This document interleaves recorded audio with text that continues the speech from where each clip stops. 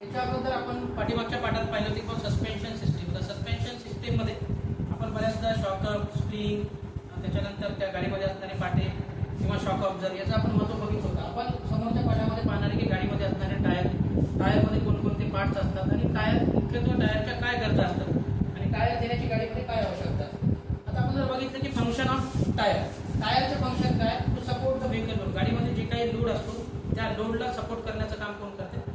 Tyre करतात. आता जर बघितलं असेल की आपण बऱ्याचदा स्पीडनं गाडी चालवल्यानंतर आपण काय करतो, अचानक गाडीमध्ये ब्रेक दाबतो. ब्रेक दाबल्यानंतर काय होतं माहिती आहे का, गाडीमध्ये बसणारे जे काही पॅसेंजर्स असतात आणि जे काही इंजिन चालू आहे ते कोणत्या चाकावर जाते? समोरच्या चाकावर जाते. समोरच्या चाकावर जाते त्यावेळेस काय होते, गाडीच्या टायरची झीज होण्याची शक्यता सुद्धा जास्त असते. आता आपण बऱ्याचदा पाहतो की गाडी ज्यावेळेस रोडवर जाते तर ब्रेकिंग एफर्ट्स त्याच्यामध्ये येतात. आपण अचानक ब्रेक दाबतो किंवा कॉर्नरिंग येते, ज्यावेळेस आपण टर्न घेतो खूप जोराचा, त्यावेळेस गाडीचे जे टायर आहेत ते टायर वाजतात. त्याचा चरचर आवाज त्या रोडच्या कॉर्नरिंग मध्ये येतो.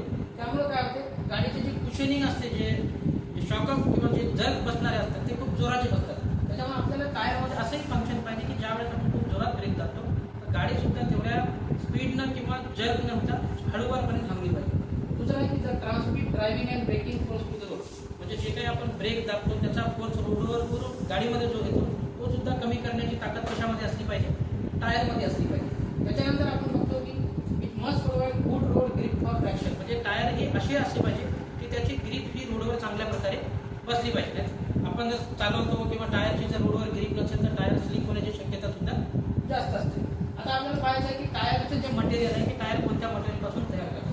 नेमकं टायर आपण कशापासून तयार करतो? नॅचरल आणि सिंथेटिक रबर हे टायरचं मुख्य, म्हणजे त्याच्यामध्ये वापरणारे जे पदार्थ आहे ते नॅचरल सिंथेटिक रबर हे मटेरियल आपण त्याच्यामध्ये वापरतो. त्याच्यासोबतच आपण त्याच्यामध्ये रबरचे स्टील, नायलॉन, पॉलिस्टर, सिलिकॉन किंवा स्टील बेल्ट, स्टीलचे तार वगैरे असतात, याच्या साहाय्याने काय करतो आपण टायरचं मटेरियल तयार करतो आणि टायर बनवल्या जातात.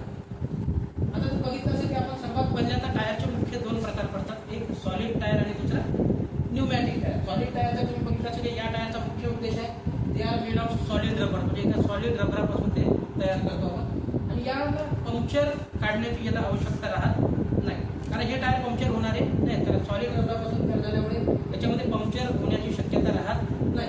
पण हे टायर आपण ज्या ठिकाणी वापरतो त्या ठिकाणी जे शॉक्स असतात, जे खड्डे वगैरे असतात, त्याचा एफर्ट आपल्या गाडीला जास्त होतो. म्हणून ऑटोमोबाईल फील्डमध्ये आपण अशा प्रकारचे टायर वापरत नाही. जुन्या काळात तुम्ही बघितलं असेल की टांग्याला वगैरे अशा प्रकारचे टायर आपण वापरत होतो. दुसरा प्रकार आहे टायरचा न्यूमॅटिक टायर. न्यूमॅटिक टायर म्हणजे ज्या टायरमध्ये आपण हवा भरून वापरतो अशा टायरला आपण कोणतं टायर म्हणतो? Pneumatic tyre. याचे सुद्धा दोन प्रकार पडतात, ट्यूब इन टायर, ज्या टायरमध्ये हवा भरण्यासाठी आपण ट्यूब वापरतो, आणि दुसरा प्रकार आहे की ट्यूबलेस टायर, म्हणजे ज्या टायरमध्ये हवा भरण्यासाठी आपण ट्यूब वापरत नाही. आपण फिगर पाहू शकतो की ट्यूब टायर आणि ट्यूबलेस टायर. याच्यानंतर टायरमध्ये वेगवेगळे पार्ट्स येतात. टायरचे वेगवेगळे पार्ट जर आपण बघितले तर टायरचा सर्वात वरचा जो भाग असतो त्या भागाला आपण काय म्हणतो? ट्रेड म्हणतो. त्याच्यानंतर त्या ट्रेडच्या खाली जो भाग आहे त्याला आपण ब्रेकर, त्याच्यानंतर तिसरा भाग आहे कुशन, त्याच्यानंतर tyre shoulder, side wall, wheel आणि टायर आणि टायर मार्किंग, असे वेगवेगळे भाग जे असतात ते पार्ट आपण कशामध्ये पाहणार आहे? टायरच्या याच्यामध्ये. आता हे टायरचे जे वेगवेगळे भाग असतात तर सगळ्यात पहिल्यांदा आपण पाहतो ट्रेड ऑफ टायर.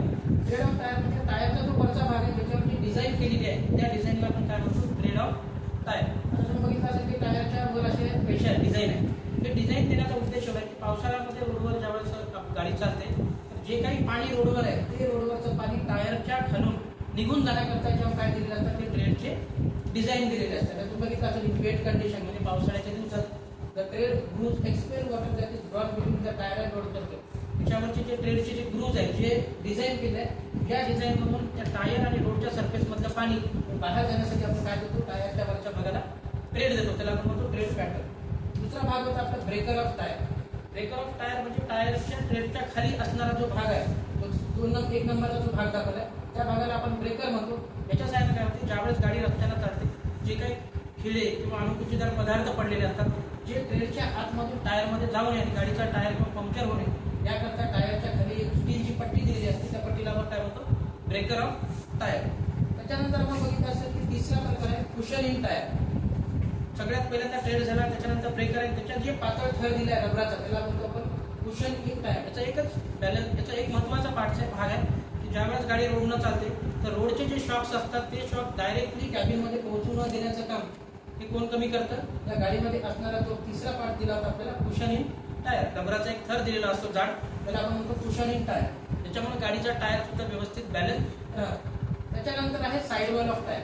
जर आपण बघितले की गाडीचा ट्रेड पाहिला, ब्रेकर आणि त्याच्यानंतर साईडचा जो पातळ रबराचा भाग आहे याच्यामध्ये टायरची आपण हवा साठवली जाते आणि ज्या साइड वॉलवर गाडीची पूर्ण मार्किंग दिलेली असते, गाडी कोणत्या कंपनीची आहे, टायरची साईज काय, किती लोडवर हा टायर चालते किंवा किती स्पीड किंवा काय, सर्व डिटेल जे दिलेले असतात ते टायरच्या ज्या पातळ भागावर दिलेले असतात, आपण त्याला काय म्हणतो? Side wall of tyre. त्याच्यानंतर राहते टायर शोल्डर. आता आपण बघितलंय की सगळ्यात वरचा जो हिरव्या कलरचा भाग आपल्याला दिसत आहे तो आपला आहे टायरचा ट्रेड. साईडला रेड कलरचे दोन भाग दिसत आहेत सर्वांना. त्या साईडच्या रेड कलरच्या दोन भागांना आपण म्हणतो टायर शोल्डर. टायर शोल्डरचं एक काम आहे की ते आपला साइड वॉल आणि असणारा ट्रेड या दोन्ही भागाला मजबूती देण्याकरता आपण काय वापरतो? टायर शोल्डर वापरतो. त्याच्यानंतर बघितलं असेल टायरचा सगळ्यात शेवटचा भाग आहे त्याला आपण बीड ऑफ टायर म्हणतो. बीड ऑफ टायर ही जी सायकल आपल्या गाडीची जी रिम असते त्या रिमला हवा भरल्यानंतर घट्ट पकडून ठेवण्याकरता आपण काय वापरतो?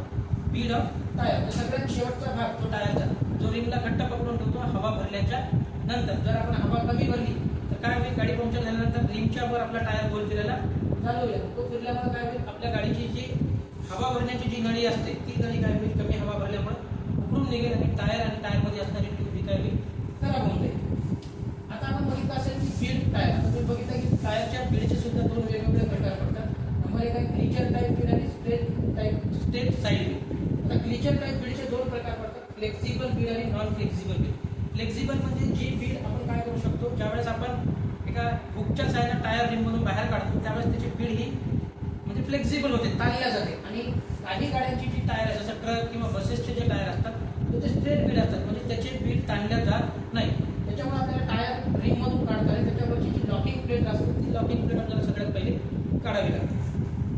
आता आपल्याला पाहिजे की टायरच्या प्राइस म्हणजे काय? टायरमध्ये वेगवेगळे असणारे थर. जेवढ्या टायरच्या प्लायची संख्या जास्त असते तेवढी त्या टायरची किंमत जास्त असते. आता प्लाय टाकण्याची पण पद्धत आहे. सर्वात पहिल्यांदा स्टीलचे प्लाय, त्याच्यानंतर तारेची प्लाय, त्याच्यानंतर नॉयलॉन, पॉलिस्टर असे वेगवेगळे प्लाय टाकून काय होते? गाडीच्या टायरला आपण वेगळी मजबूती देतो. जेवढी प्लायची संख्या जास्त असेल तेवढी त्या टायरची किंमत आणि टायरचं आयुष्य सुद्धा जास्त असतं. आता आपल्याला पाहिजे की टायरची वेगवेगळी मार्किंग राहते. जसं तुम्ही आता इथे बघितलं की 205/55/60 91 कोण. तर 205 हे दोन साइड वॉलच्या मधलं अंतर हवा भरल्याच्या नंतर. 205 जी डायग्राम लागली ही साइड वॉल आहे, टायरचा पातळ भाग, तिकडची साइड वॉल. हवा भरल्याच्या नंतर जे डिस्टन्स आहे ते 205 mm मध्ये होतो. 55 ही टायरची हाईट आहे, म्हणजे तुमच्या बीड पासून वर टायर शोल्डर पर्यंत जी उंची राहते त्याला आपण 50 रेशो मध्ये म्हणतो. पर्सेंटेज मध्ये ती झाली टायरची हाईट. आर म्हणजे रेडियल टायर. 91 म्हणजे त्याचा लोडचा इंडेक्स आहे आणि व्ही त्याची स्पीड आहे. अशा